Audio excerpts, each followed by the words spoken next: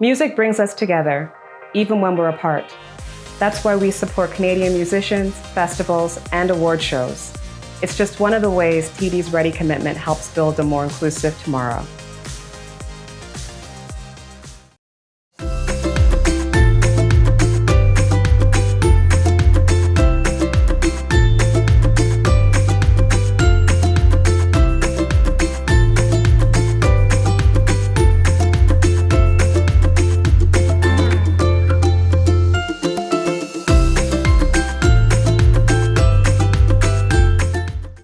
Welcome, everybody. Welcome to TD Mosaic Noon Talk.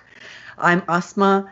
I'm the Artistic Director for Canadian Community Arts Initiative, a non-for-profit organization which puts together TD Mosaic Festival, Rock the Coliseum Indie Music Festival, which you will see on 7th and 8th of August.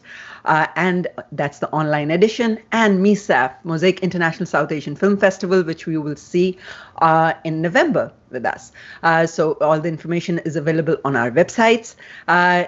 Today, I'm really excited to share with you the wonderful and the amazing guest who is sitting in England right now. Ladies and gentlemen, boys and girls, people of the universe, here is Bobby Friction. Hi, Bobby. Hello, Asma, and you mentioned everyone. You forgot the aunties and the uncles as well as the people of the universe as well. Absolutely, aunties and uncles. I am absolutely in that league, so I know how important aunties and uncles are. And one of the reasons why I thought that you would be such a great guest for us is for you to tell how those uncles and aunties can connect with the music that the boys and girls are producing nowadays under the tutelage of the great Bobby Friction and his ilk. Well, we'll discuss all of that and we'll discover all of that. I think, unlike a lot of other communities, our aunties and uncles and our youth are pretty connected culturally and musically anyway. But yeah, let's talk about where all of this is going, where all the music and our heritage is going, because we are living in revolutionary and hyper-speed times at the moment for culture, music, and of course, technology, which we've got to thank for you and me meeting each other today over the internet. Absolutely. No, and not only that, I think within these last 3 months, uncles and aunties that we call have become really sophisticated about using internet and resources through internet and making up their profiles. I have seen so many new profiles on Facebook and on Instagram. So it's really exciting. Of course, my poison is Twitter. I love Twitter. But thanks goodness they have not reached there yet. My children always were thanking now that they see that I'm on Twitter. Now they are not on Twitter anymore. So things keep evolving and moving. We are trying to catch up really fast. So tell me, how are the things with you in these days of COVID? I hope we soon reach post-COVID era and reassess our lives and see what happened and how it hit us. How are the things coming along with you? Okay, well, first of all, let's just think about music and radio, because obviously that's what I do. I have spent the last 4 months, this global lockdown that we've been through, pre-recording my radio shows at home. That's brought a lot of surprises, a lot of evolution and innovation. But I'll tell you straight, nothing beats sitting in a radio studio, pulling the mic down, getting interaction from your listeners and being able to do stuff in real time. For the last 4 months, I've been walking around my house, listening to music, carefully piecing the show together and then pre-recording links. And the trouble with pre-recording links is suddenly you're in the realms of reading a script. You're in the realms of TV drama and cinema. You're not doing what I think is the power of radio, which is intimacy and reality, all right? So weirdly enough, I go back into the studio on Monday for the first time since the middle of March. So for me, radio-wise, lockdown finishes on Monday. Oh, congratulations. I know it sounds so sexy when you're in studio. There is a certain kind of environment that you are used to, and you immediately feel like there is a control there. I am so out of control here, sitting in this environment. There were times when I was running out of the thing, trying to stop my neighbors from cutting their grass. And so we are really dependent on lots of elements in these circumstances. But of course, there is a spontaneity which comes with these days. We saw children walking into their parents to their parents when they were doing a serious analysis of political situation or economic situation. So that kind of gives us that freedom. So have you been exploiting that freedom a bit? Yeah, well, for me, the Foley freedom that came was I was able to actually, you see, the trouble with me is, and this is all good radio presenters should basically be people who talk too much. So I'm usually the person my wife goes, shut up, you've been talking for the last half an hour. So great radio presenters should talk too much. But during the COVID time, when I was pre-recording, it's not about talking. There's a big difference between a podcast and a live music radio show. And I found myself and my show falling into podcast territory. And as much as podcasts are the future and they've liberated so many people and they're a welcome addition to the spoken word and what I really enjoy, basically doing a pre-record on a music show just didn't work for me. I ended up feeling like I felt like my listeners were listening to a Spotify playlist, and I was only there to say, that was Hans Raj Hans, and now Jay Sean. Whereas I want to get into the DNA of the music. I want to talk about how I'm feeling at that point when I hear the music. So essentially what happened was I stopped making a radio show and I started making a playlist with little interventions. So yeah, I'm happy that I'm going back in the studio. Okay, I have to tell this to everybody. I've told you this thing, but Bobby Friction was introduced to me by my 95-year-old Taya uncle, right? In this saga. And he said, you don't know Bobby Friction? Oh my God, you should know Bobby Friction. And later on, he became a huge fan of Noreen as well. And honestly, I was amazed because he gave me so much information. And he said that's the program you should listen to because you are into the music. You should be listening to him. And that's how I got to know you. And of course, Diamond introduced me to you as well, Diamond Dougal. But honestly, that guy is so plugged in, and I had to plug him in here. But for so many people who really don't know much about Bobby Friction, we have a small clip which we are going to just play now, so that a lot of people get that introduction of yours. So, Rakshan, can we get the clip? He's an award-winning DJ, producer, radio presenter with the BBC Asian Network. Let's welcome the one and only Bobby Friction. A man not afraid to die, gave his life for a dream. Born hustler, so the game conceived. A cage beast, but now I'm This is BBC Asian Network in Mumbai. Get ready for Indian hip-hop in its rawest form. This is The Cypher! And I can't wait to get into your rhymes and your bars today, brothers and sisters. Woo! This man is the first man to ever play me on the radio for more than 17 years. He's been all over spreading this music to the diaspora. You know, for me, this is my Khandan. Evra Khandan hai. grind hard when the load gets heavy. The money was slow, but now it's steady. You boys is not. So that was a small intro of Bobby Friction, the DJ, the guy who has analyzed the music, changes in music, who has been really there putting the South Asian sounds on mainstream, which is so important, which is something that we've been trying to figure it out in Canada as well, starting with Abhishek Mathur, who started Sala Mehndi Masti Festival amazing festival. And then, of course, Satish Bala has been doing a great job. And to a certain extent, the Mosaic Festival has that platform, but we are slowly and gradually, our job is to educate our audience as well, because urban music is not everybody's cup of tea.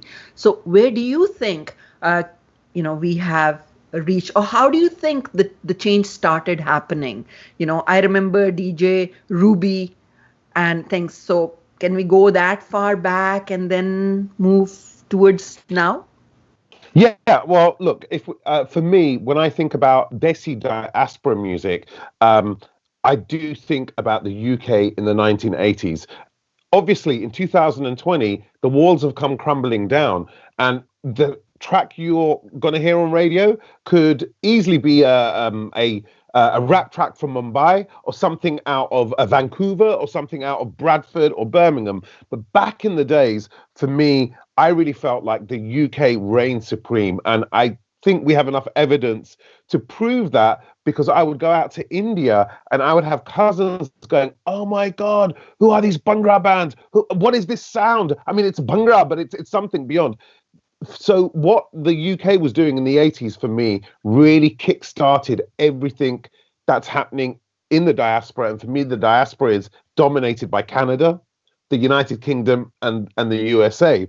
But what's actually happened is there's now a feedback loop, where the music coming out of Pakistan and India also feeds into that. So as I've already said, you hear a track and you literally don't know if it was produced in Lahore or produced in Brampton, okay? So rewinding back, for me, it all started in the 80s. During the 90s, we saw, obviously, these shoots coming out of countries like Canada and the USA. And I will tell you straight, my own prejudice against Canadians. It's not about Canadians.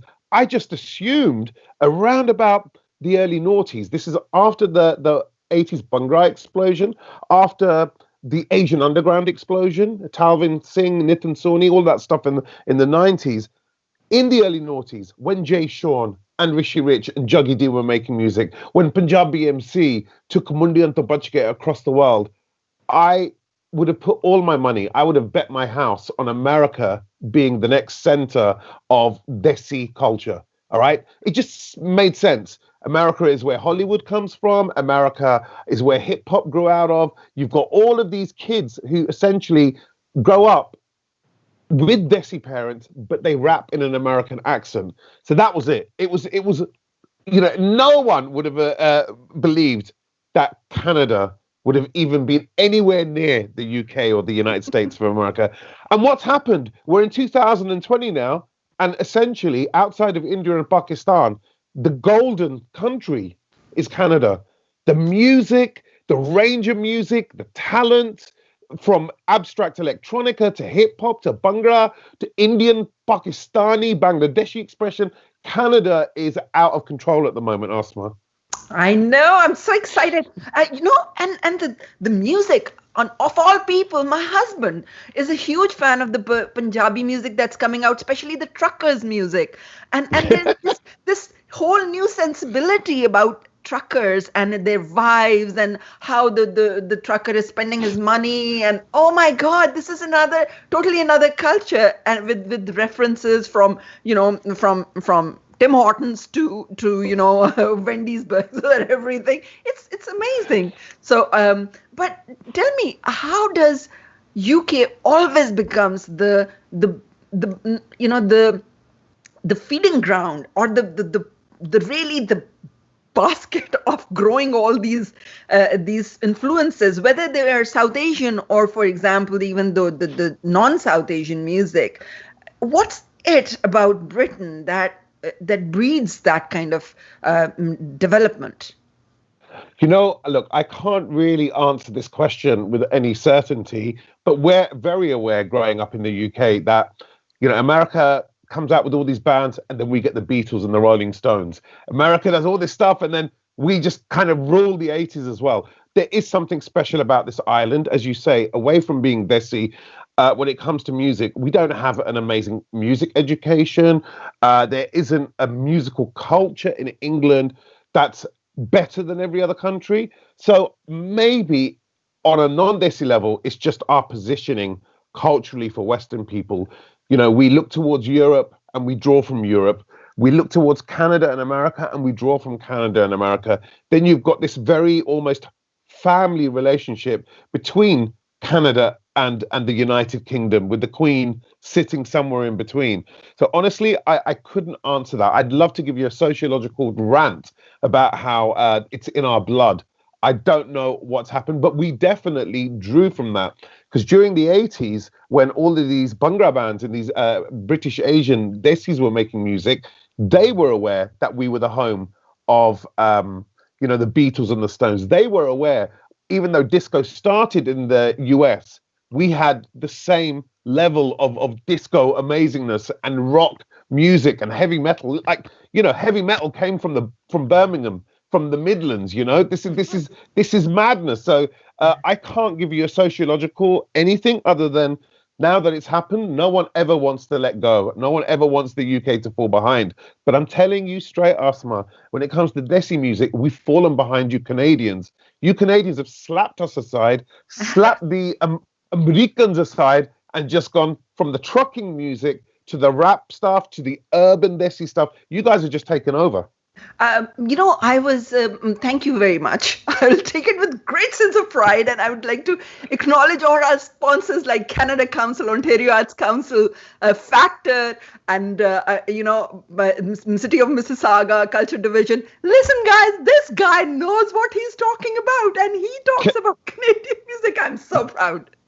Can I quickly interrupt? It's very important in certain countries when the state does support the arts, and there is no question that the Canadian state supports the arts in a way the British state and the American state doesn't. So, you know, I don't know about the organizations you're talking about, but we see you, Canada. We see your government supporting the arts, and we love them for it.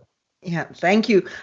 We've had Fateh Do performing at one of the biggest events that we have in Canada. It's the Canadian National Exhibition. His mother is a very dear friend of mine, very fine poetess herself, Sujit Kaur, and Fateh Do is like, I saw more non-South Asians sitting in his audience than South Asians, because his rap action and everything, I don't think it resonates with seniors in South Asia. Only his parents were sitting there as South Asians and us, and rest was all non-South Asian crowd and young urban music fans of South Asia. So where are we heading to with all this movement? And of course, then Karshkale just gave this fantastic music for gully boys and hip hop becoming big and moving on. Where do you think we are going? Where is this music going? Okay, so it's going in two directions. It's going in one direction, but it's going to split soon. And I'll tell you why, okay? So first, let's just celebrate the greatness. And the greatness is because of technology, because essentially a kid in Brampton and a kid in Mumbai with very different starts in life still have the same technology to make the music. That's why we're living in a golden era of Desi music. So I get it. Some seniors may go, yeah, if they listen to Gully Boy. But you only have to see the success of Gully Boy to know that that wasn't a fake success. It wasn't a PR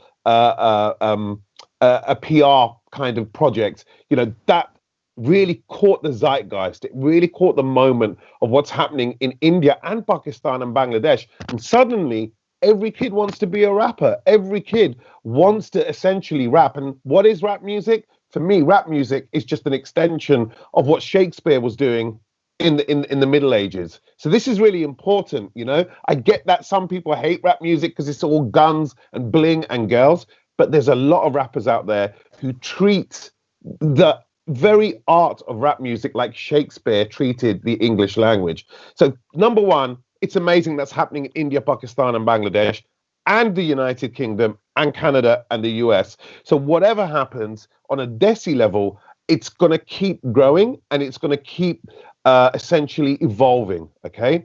So a word to the seniors, I don't think you're going to have music and the same kind of talent as, say, the late, great Ustad Nusrat Fateh Ali Khan. Don't go looking for the next Nusrat, because everything's in hyper development at the moment. Don't look for the next Nusrat, look for the next Desi God-given talent. I just don't think it's going to be in that traditional quality format. Now, here's the next thing. That's India and Pakistan and Bangladesh. Now they've had the fire lit. Now they're free. And when I say they're free from all social backgrounds. A poor kid in the caste system, suffering in the caste system, can still make music on their phone. This is the liberation of technology. But now here's the other path. And this really applies to you Canadians, because we're seeing it happen in the UK.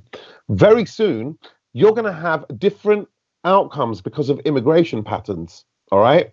So when the Asian underground exploded, and also the fledgling Asian urban scene, or whatever you want to call it, Asian R&B and Asian hip hop scene exploded in the 90s, it was a perfect result of immigration, inward immigration into the UK in the 60s and 70s.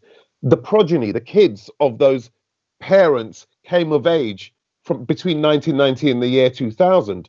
What's really interesting now, this is something we're going through, which America and Canada haven't gone through yet. The majority of kids who listen to my show, the majority of young people now who are making music are third and fourth generation. Yeah. So their tie to their mother tongue there's a gulf there.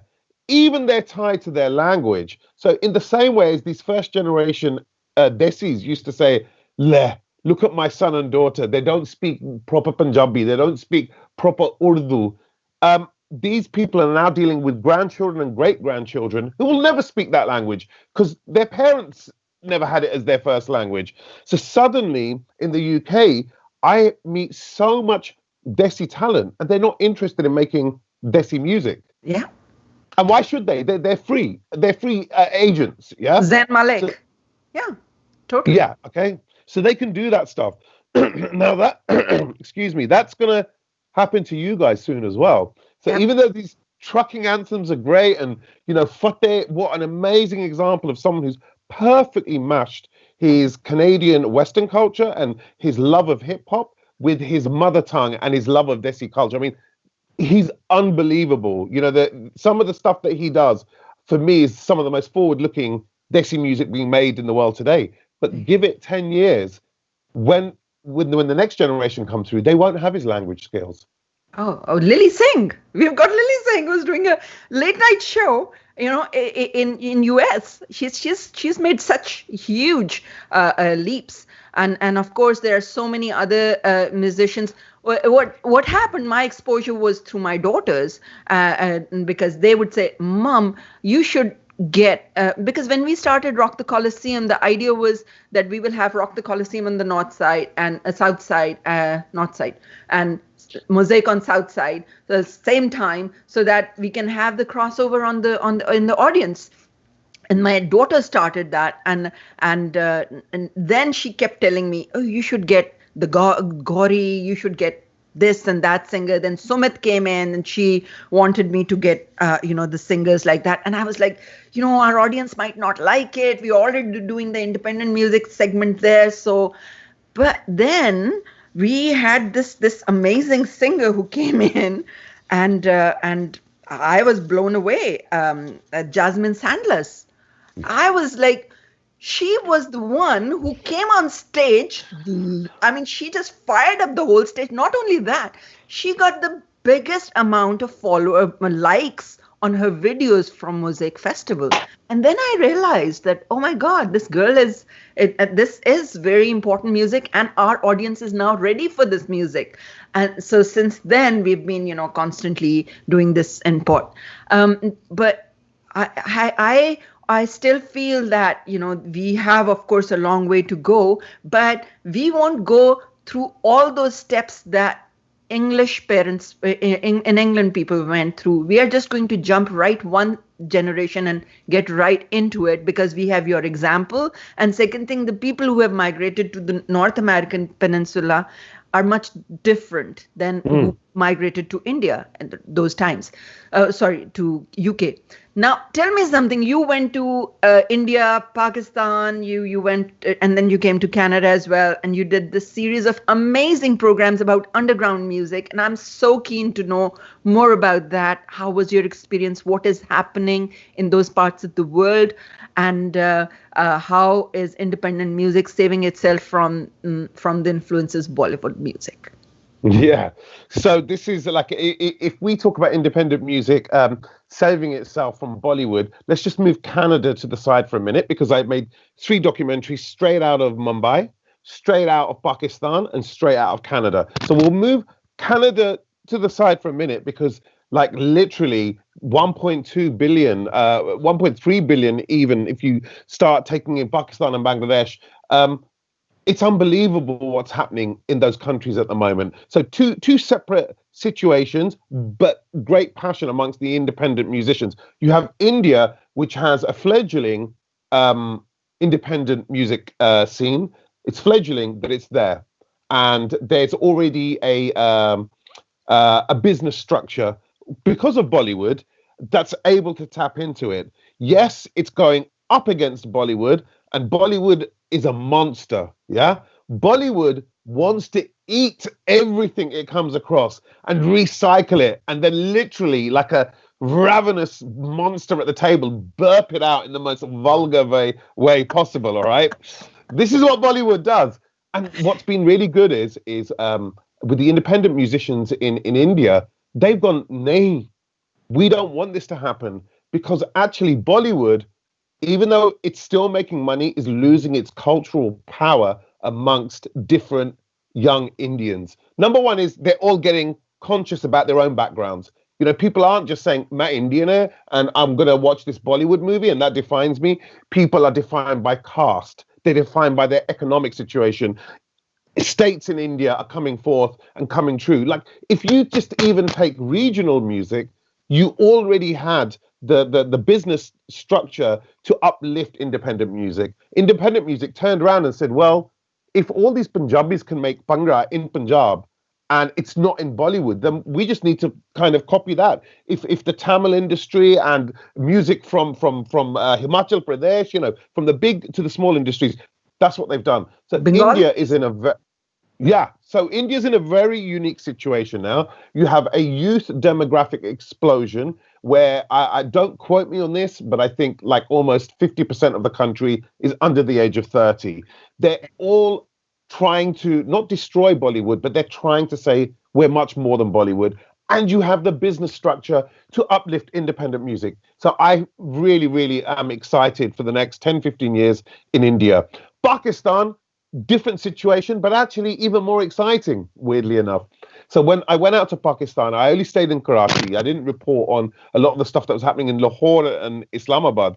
But obviously I found out that there isn't the structure there. Everyone talked about security situation.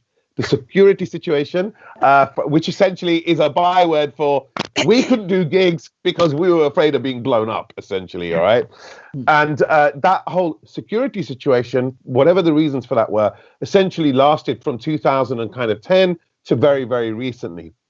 So very different situation. Pakistan, the independent music industry slapped in the face because of the security situation, and then also a business structure there.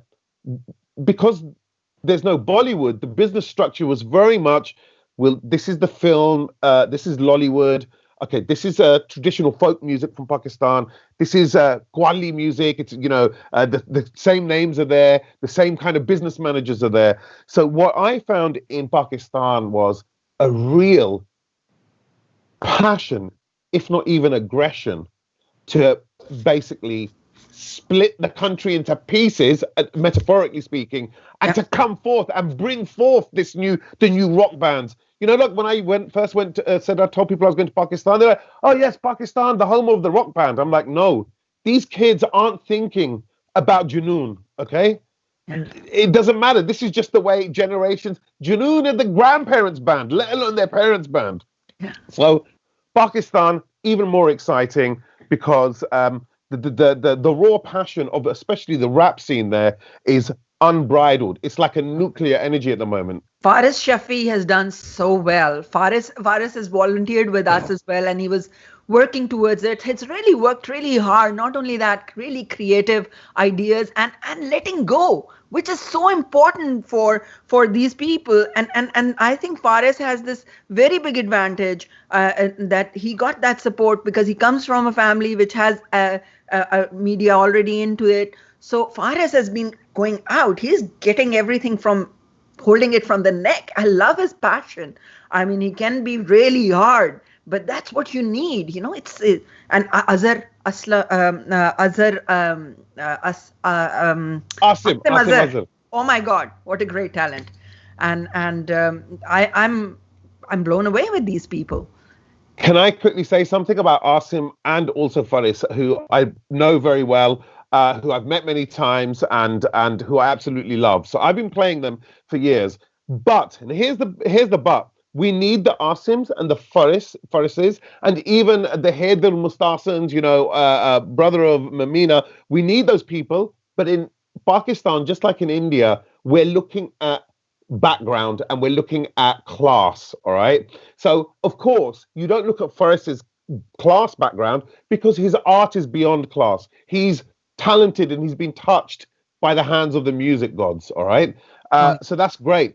But when I see people like the young Stunners, who in Pakistan 10, 20 years ago would never have even been allowed near a studio doing things. Now, I've been playing the young Stunners for 3 years now. They are the most exciting artists in Pakistan as we speak. And what happened? A year ago, the upper classes didn't even know who they were. Then last year, Pepsi co-opt them and say, we want to launch a rap competition through you. They've just released a track with Asim Azhar. They're going to be Pakistani superstars within the next 12 months. And I think that's what's really interesting about Pakistan now. The class situation has broken down into pieces. People won't sit there and go, we don't want to see these guys. We want to see someone from our own class. The fact they're not upper class actually appeals to most people because they keep it real. And that's why Pakistan is in for a music revolution over the next 12 months, even next 2 or 3 years. Lovely. Oh, this is so. What do you think Coke Studios' contribution has been to this change in the music scene in India and Pakistan? So for me, without Coke Studio, Pakistan wouldn't have a music industry, or you'd have a folk industry, basically somewhere down there. What I believe Coke Studio did in those really great years, not that I'm saying it's not in great years now, but let's face it, its star has waned a bit, okay? What essentially I think, like, apart from all the great music and the celebration of talent and the amazing super musical minds, all of them involved along the way, what it did was during that security situation, it basically kept music alive. It took that music out of live gigs and put it on the internet and put it on Pakistani TV. So for me, I think every Pakistani should literally be thanking God, thanking the universe for Raheel Hayat and everyone else involved in Coke Studio, because that security situation could have basically destroyed the music industry in Pakistan forever. Absolutely. And that's what it did. Pakistan Coke Studio, basically, it essentially pumped plasma into the dying body of Pakistani music, and it basically brought it back to life again. Fabulous. Now, tell me, how do you feel England has been treating its, the Desi music nowadays, with the cuts, with the these horrible cuts to arts funding and so on and so forth. You guys were instrumental in bringing Desi music to Glastonbury Festival. For putting that music in that jaws of that great enterprise. How was that experience, and how you've just done the online edition of it? So talk a bit about how did that come across? Okay, well, I'm not going to take the award for introducing Desi music to Glastonbury. I was there probably first in terms of Desi's, because my first Glastonbury festival was 1992, and I remember seeing, I think, 2 or 3 brown people over 5 days. All right, over hundreds of thousands of people. But of course, things moved on. The real change point for Glastonbury, it was growing every year because essentially it just did it first. You know, the idea of the music festival. You know, in America, you had Woodstock, this great festival, and then what happens to all the music festivals? If America had been on point, they would have carried on Woodstock or Woodstock-like festivals throughout the 70s and throughout the 80s. But actually, Britain did. The real change point for Glastonbury was the BBC essentially formalizing it as an official UK rock festival by broadcasting it. So over the years, more and more Desis came. You mentioned Simon earlier on. You know, DJ Swami earlier on. I remember DJing with him. My first Glastonbury as a DJ, not as a festival goer, I think was 1999 or 98, and I DJed with him at that point. And I remember at the time really having this moment where I turned around to him and he was playing Bhangra, but it was remixed in terms of rave music. I was playing drum and bass mixed up with Desi music. And we had like 4,000 or 5,000 people in this big tent losing their minds. All right. And I remember saying to him, wow, this is madness. Can you imagine, like 10 years from now, there's going to be a Desi music stage? And then around 2003, just as, you know, the next wave was coming through, Rishi Rich, Jay Sean, Raghav, all of these people, a company called Brazian put up this actual stage. It wasn't a big stage.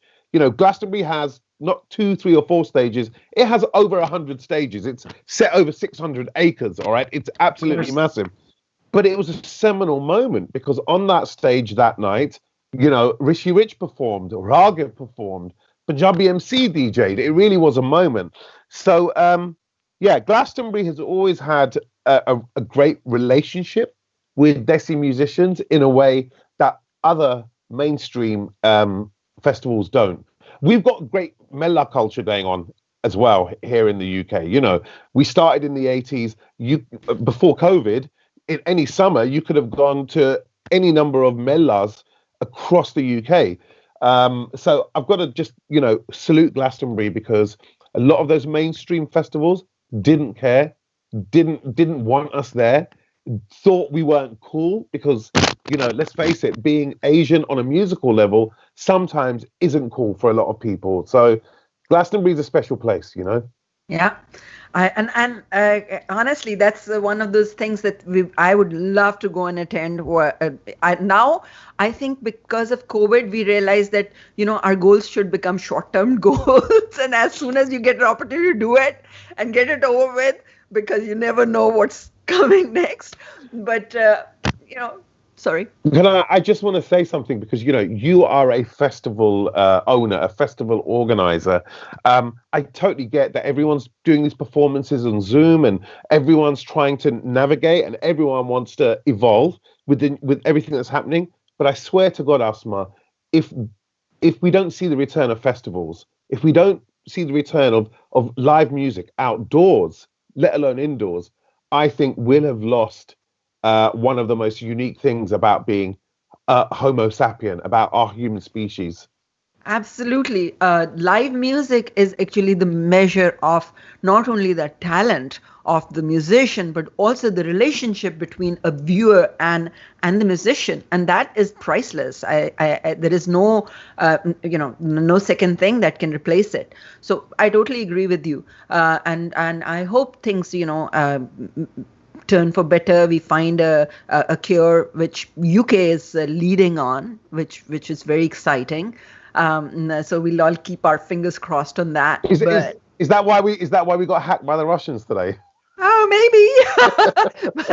but you know that yesterday there was a huge hack of Twitter of Barack Obama and everybody, and those guys asking for money for Bitcoin. Got quite a lot of money, which is amazing, actually. Okay, so let's talk a little bit about I remember the fusion music. My first fusion experience was Bidu. For us, was the thing and all that. I still love his music. For me, that reminds me of my growing era and from my initiation to this. And then we moved on and we went on. Now we have in Canada great music by Delhi to Dublin, who were creating a new sound, and then Bills and Kashif were big. They were our second year. They were our headliners, I remember, and it was like they were huge. And now we've got the Moosewala and Deep Jhandu and Jazzy B, of course, the God. So tell me something. When now coming to Canada, when you see these the fusion part of music, where musicians are trying to work with non-South Asian elements, Josh, for example. I mean, these guys are not big in Canada as such as music band, but they're huge outside of Canada, in Pakistan, India. I mean, these guys are really rocking it. So where do you think this fusion part and all that, when will we get into that wave?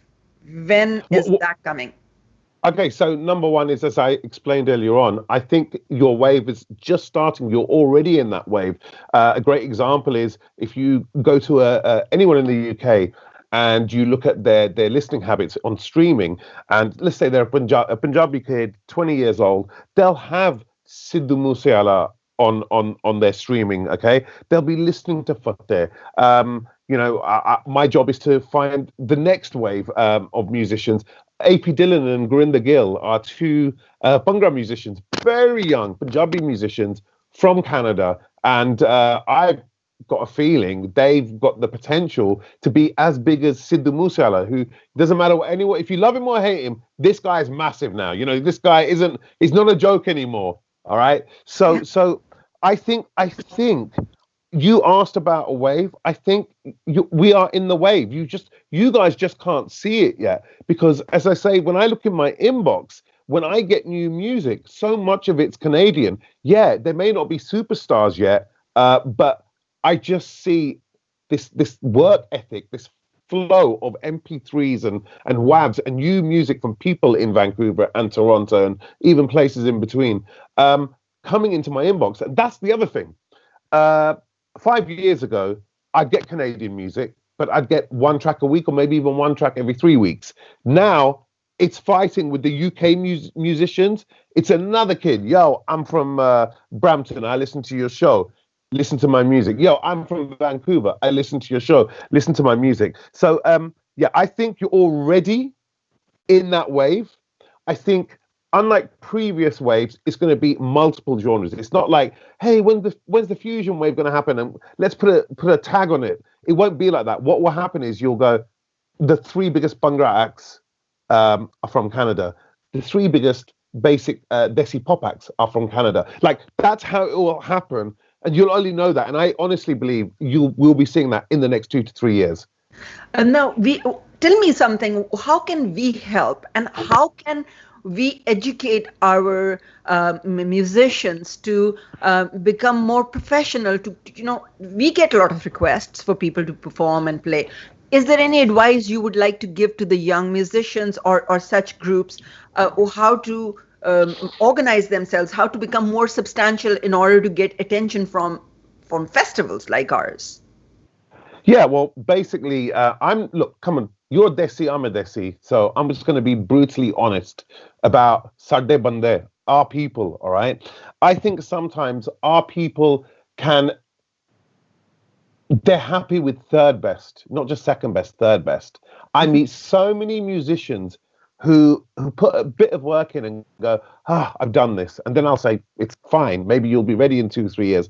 And they lose their minds. And I'm like, dude, no rapper in America wants it on a plate after their second track. A rock band doesn't want it on a plate. They want to work hard. They're going to take 10 years to get where they want to go. Do not think just because your mum has called you her little prince and made you alu wala pronte every single Sunday and said, do you want horde, that everyone else is going to treat you like that. So there's a real problem with privilege in our community, especially male privilege, that I even see with the musicians. They do a bit of work and that's it. And that's the other thing, because of the way artistic culture is viewed.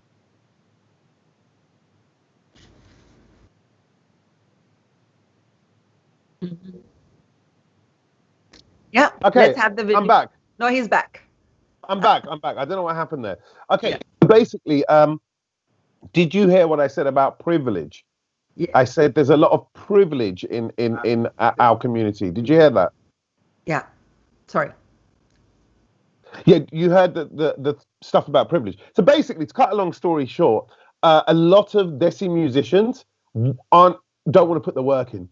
They don't want to dedicate their life to Exactly. living, eating, and breathing. And that's the whole thing. Those superstars, whether it's Sidhu Musiala or Jasmine Sanders or the next name in Kwali or your Ali Settis, every single one of the great musicians basically says, this is my life. I'm the embodiment of music. And there's a big majority of Desi musicians in Canada, in the UK, even in India, who basically do it because they just want the likes and they want to be the person who walks into the wedding and everyone looks at. And these guys, this is what I'm saying to them. Give your life to music and art, or basically get out of here. Absolutely. No, it's a very rewarding experience to be heard, to be enjoyed and all, but you can never get ahead without the hard work that you need, without putting all your ducks in the row, without realizing that your portfolios have to be substantial, they have to be some real work, some and I think they don't realize that festivals like ours, when we ask people to play music of other people, we get subjected with paying a lot of high fees to the our SOCAN and all that. So we want their own stuff, original stuff. And that is something which I think the new guys don't understand.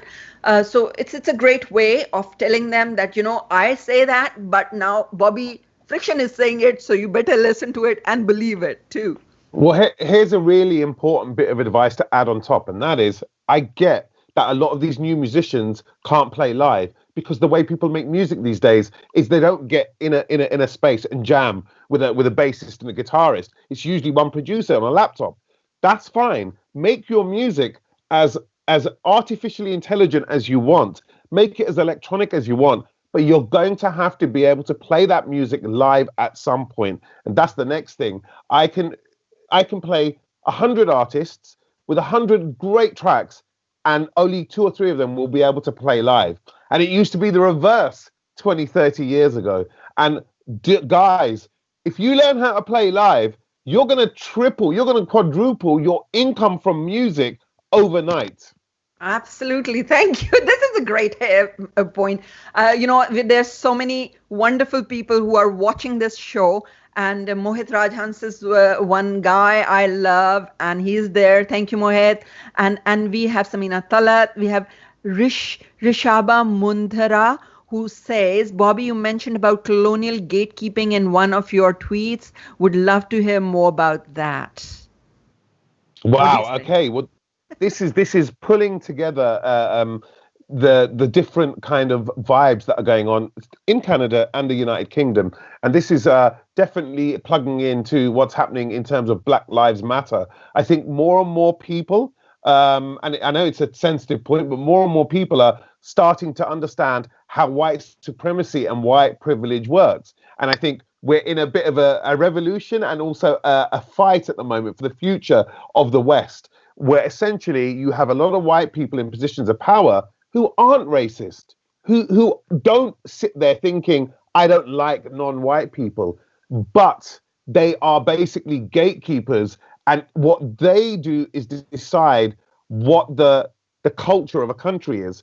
And it's their decisions which kind of make sure Asian music is put to one side. And it's almost like, well, that's just the music for the brown people who live in this country. And, there's also, I'll give you a great example.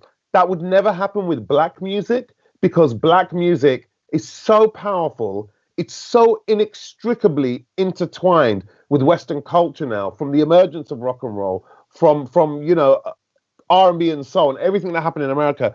That would never happen. But it's very interesting that it only happens with black music. That's not just black people being brilliant at their cultural music and what they do. It's because the white gatekeepers have said from the beginning, we'll have you, but we won't have you guys. And the only reason Latino music is breaking through now, it's not because white people have suddenly gone, I love Latino music. It's because the numbers of Latinos in the United States are so numerous now. It's had to break through. And guess what happens when you play white people and all kinds of people music, even in a language they don't understand? The great thing about music is it hits them right here. And this is the future of Desi music. I've had people saying to me, we need to sing in English. You'll never get Bhangra anywhere near the top 40. No, we need to break down those walls that are keeping us out, because music will always basically bring down walls between humans. But at the moment, those gatekeepers are keeping it at arm's length. Yeah, it's a great, it's a very revolutionary movement. The entire world is caught up into it. I think because we all sitting at home, the movement got more momentum because we all had opportunity to think about things the way they were and the way we never want them to be again. So while that happened, what were the things that you did with your life that you think you would never want to do again, or the things which you think were really God sent in these times? Are you talking about lockdown? The things about during lockdown? Absolutely. Well, I'll never disrespect teachers ever in my life, because I homeschool my kids, all right? And I literally went, I'm going to be the best homeschool teacher ever. I love knowledge. I will impart this knowledge to my kids and they will gratefully receive it. And actually, they did gratefully receive it. We had such great times. And within 24 hours, they'd be like, huh? And I've now realized the power of a teacher isn't just imparting knowledge. It's the ability to take the knowledge, put it in the child's head, and then tap it down and keep it in the child's head. Because I've tried everything. I've taught them English, maths. I've taught them humanities. We've talked about space travel, volcanoes, geography, history. We've looked at the Vikings. We've looked at the Romans. We've done everything. They're so involved. And within 24 hours, they're like, huh? So I don't know. So yeah. Please open up the schools, not too quickly. And I want teachers to be paid what they're worth. Excellent. What are the good things? What is a good thing? One good thing that you think you are taking away from these times?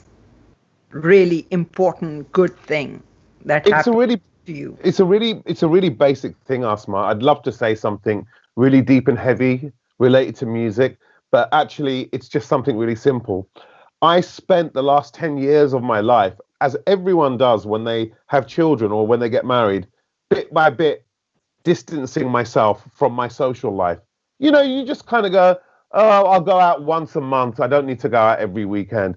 Oh, I really want to have a coffee with that person. Oh, can I be bothered? And as soon as everyone was cut off from me, I just thought to myself, I will never, ever again sit there and try and rank my friends or go, well, that's not really a close friend, or you know what? It's too much hassle to go and meet this person for a coffee.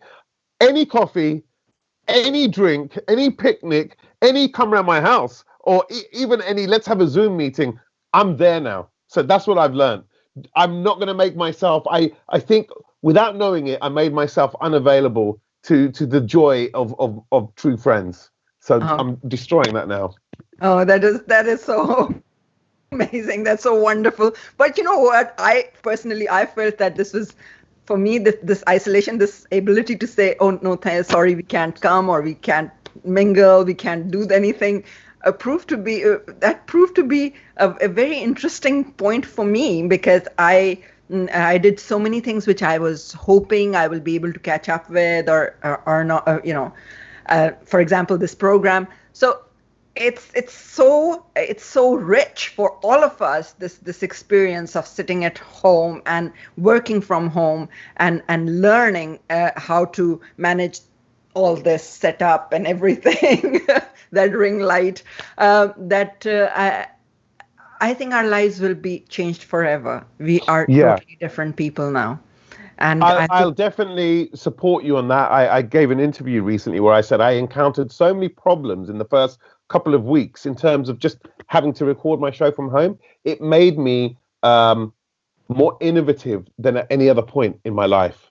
And I think that's one thing it's given everybody. Yeah, that's so true. So while you are sitting at home, do you watch TV? What is your favorite thing that you're watching? Any special thing that you would really be wondering whether I should say the name of that girly show or Glee or something? What is your poison nowadays? I'm so boring. I'm going to totally admit to you. My wife often tells me she hates me for this. I don't watch TV. It's not even from some level of I'm the music man. I don't believe in TV. But literally, I haven't got time to watch TV, and nothing's better than relaxing to music. So I do watch some TV, but I'm no great TV critic or great person. I don't watch many movies. I haven't seen most of the movies that everyone's seen. I just love watching throwaway nonsense that's also psychedelic in nature. So I watch a lot of Rick and Morty, and animations like that. I like a lot of weird movies. I like John Malkovich in Being John Malkovich. If a movie comes along and everyone goes, "Yo, dude, this is like really strange and surreal," the word surreal to describe a movie will always get me watching it. But as regards TV, forget about it. I watch the odd documentary and that's it. What are the names on your music list which you work out to? Oh wow! Well, I don't really work out. I cycle, and honestly, like if we move away from Desi music, I usually put on Daft Punk or the Chemical Brothers because I want machine-like, frenzied, pumping robot music when I'm cycling. And in terms of Desi music, I just really, really like a lot of Indian and Pakistani hip hop at the moment. There's just so much power in the vocals. So I'll play Swadesi, I'll play Prabdeep. These are all rappers from India. I'll play the Young Stunners from Karachi. I'll play the Rap Demon, who's from Islamabad. All these guys make amazing music. And I've got to just quickly big up Umair, who's 16 years old from, I think, Lahore or Islamabad. He's producing most of the biggest underground hits right now, and he's only 16. And I'm kind of like, dude, if you're this good at 16, what are you going to be like when you're 26? So, yeah, if it's not robot rock and robot music and essentially techno, then it's definitely Indian and Pakistani rap. Oh, lovely. Listen, Bobby, I'm telling you, this program, I know there are two kind of people who are going to love me having you on this show. One is my 95-year-old uncle, and the other are my daughters who will say, "Oh, Mom, this was cool." So I am so happy for you to put me in, help me get into that line. And thank you so much for this beautiful time that we've had together. I'm so grateful to you. I'm grateful to BBC for keeping you on your toes. And I hope that next time you are going to come to Canada and help us, not only the program at the festival, but also be there and bring your energy as MC and as a presenter. Love you, Bobby. Thank you so much. Big hug. Love you too, Asma, and I will probably and possibly very soon see you at your festival. I couldn't think of anything better. And the last word must go to your 95-year-old uncle, who I know from the tracks that he likes, he goes for the real underground stuff. This guy doesn't even go for the Bollywood or the Qawwali. He always picks the real underground artists. So all I can say is 95 years old and rocking out and shacking out as cool as he is. I just want to salute you, Uncle G. Thank you. Thank you, ladies and gentlemen. This was the beautiful, beautiful afternoon that we spent with one and only Bobby Friction. Thank you very much for joining us. We are grateful to TD for their sponsorship and help. And we are very grateful to our other sponsors like Greenwich Health Products and Laziz Shawarma, Canada Arts Council, Ontario Arts Council, Heritage Canada, Province of Ontario, Celebrate Ontario, City of Mississauga, and Celebration Square. We miss you. And thank you, everybody. Thank you for joining us for TD Mosaic Talk. Bye-bye. Music brings us together, even when we're apart. That's why we support Canadian musicians, festivals, and award shows. It's just one of the ways TD's Ready commitment helps build a more inclusive tomorrow.